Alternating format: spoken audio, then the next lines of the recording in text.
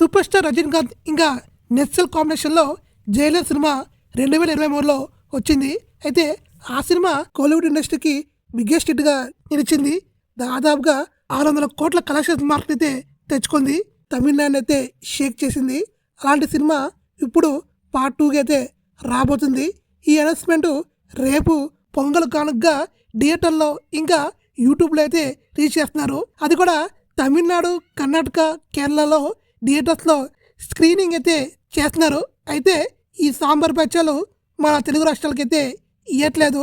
యూట్యూబ్లో వస్తుంది, చూసుకొని సావండి అన్నట్టు మనల్ని అవాయిడ్ చేస్తున్నారు. ఈ సాంబార్ బచ్చాలు మన తెలుగు ఇండస్ట్రీ గ్రోత్ని చూసి చాలా అంటే చాలా ఏడుస్తున్నారు. అందుకనే జైలర్ 2 అనౌన్స్మెంట్ తెలుగు రాష్ట్రాలు అయితే వేయట్లేదు.